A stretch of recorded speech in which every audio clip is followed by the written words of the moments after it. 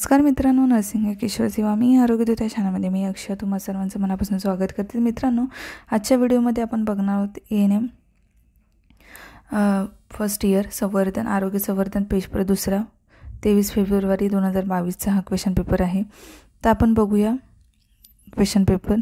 तर पहिल्या 5 मार्काच्या रिकाम्या जागा म्हणजे योग्य पर्याय निवडून वाक्य पूर्ण करायचं। तर मूत्रपिंडाच्या कार्यात्मक मुख्य घटकास डायजेस्ट असे म्हणतात, तर नेफ्रॉन असं म्हणतात। 4 घटक आहेत, 4 उत्तर आहेत। मूत्रपिंडाची जोनिका बाह्यांग मध्यांग नाही, तर नेफ्रॉन हे उत्तर बरोबर आहे। सूर्यप्रकाश हा डायजेस्टचा स्रोत आहे, तर तो आहे जीवनसत्व ड चा।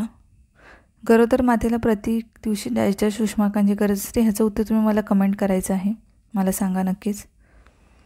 त्याच्यानंतर मानवी शरीरामध्ये डायजेस्ट क्रेनियल नर्व्स आहेत, तर 12 हे उत्तर बरोबर आहे। डायजेस्ट हा लोहाचा सर्वात जास्त स्वस्त स्रोत आहे, तो गुळ लोहाचा। योग्य जोडा जुळवा 5 मार्काला प्रश्न आहे।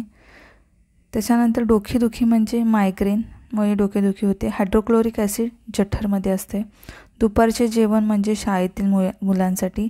मायट्रल वॉल हृदयामध्ये असतो आणि मायटोकॉन्ड्रिया हा पेशीचा भाग आहे, पेशीमध्ये असतो मायटोकॉन्ड्रिया। ठीक आहे, आता चुकी बरोबर 5 मार्काला दृष्टिपटलामधील रॉड पेशी प्रकाशाचे ज्ञान देते, तो कोन्स पेशी रंगज्ञान हे बरोबर आहे।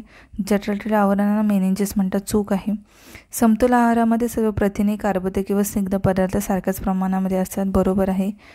आणि ईड इगो सुपर इगो या मनाची तीन अवस्था आहे आणि उन्माद मनोविकृतीचा एक प्रकार आहे। ह्याचे उत्तरं तुम्ही मला कमेंट्स करायचे आहेत। नसेल येत तर मला कमेंट करा, मी तुम्हाला त्याची उत्तरं नक्कीच सांगेन। त्याच्यानंतर शास्त्रीय कारणे द्या। ऑलरेडी शास्त्रीय कारणावरती माझा व्हिडिओ आहे लास्ट इयर बनवलेला, तर तिथे जाऊन तुम्ही चेक करा सायंटिफिक रिझनचा। तर पहिला प्रश्न आहे, आहारात मोड आलेल्या कडधान्यांचा वापर करावा। वायू प्रदूषण रोखण्यासाठी झाडे लावायचाही मी बनवला आहे व्हिडिओ, तर तो बघा। शास्त्रीय कारणे एएनएम फर्स्ट इयर।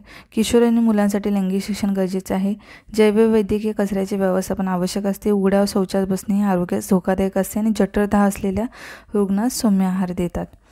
त्याच्यानंतर मज्जा विकृती आणि मज्जा मनोविकृती यामधला फरक स्पष्ट करायचा आहे। अन्न शिजवण्याच्या पद्धती याचा व्हिडिओ आहे बनवला आहे। मोठा मेंदू, जीवनसत्वे सुदृढ आरोग्याकरता शारीरिक व्यायामाचे महत्त्व। त्याच्यानंतर ह्या टिपा लिहा होत्या, 4 लिहायच्या आहेत 5 पैकी।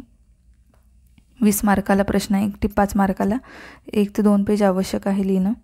त्याच्यानंतर खालील प्रश्नांची उत्तरे द्या। 6 महिन्यानंतर बाळाला द्यावाचा पूरक आहार। मॅरासोस क्वाशोरकर मधला फरक ऑलरेडी चॅनलवर आहे, जाऊन चेक करा, तो लिहा।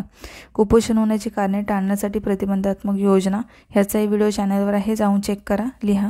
जीएनएमसाठी लिहिलं असेल सेम तुम्हाला तेच इथं फॉलो करू शकता। मानसिक आजार म्हणजे काय, मानसिक आरोग्यावर परिणाम करणारे घटक, मानसिक आजाराचे वर्गीकरण, मानसिक आजारी व्यक्तीची चिन्ह लक्षणे किंवा हाडांची विविध कार्ये लिहा। पेशींची आकृती काढून त्यांच्या भागास नावे द्या आणि श्वसन संस्थेची अवयव लिहा, फुफ्फुसांची आकृती काढा। तर मी फुफ्फुसांचं लंग्सचा एक व्हिडिओ आहे चॅनलवर, तोही बघू शकता। जीएनएमसाठी असले एएनएम लिहिलेलं असेल, तुम्हाला जे क्वेश्चन आहेत जिथे लिहायचं राहिले की एएनएम नर्सिंग स्टुडंट, तोही तुमच्यासाठीच आहे, तुम्ही ते फॉलो करू शकता।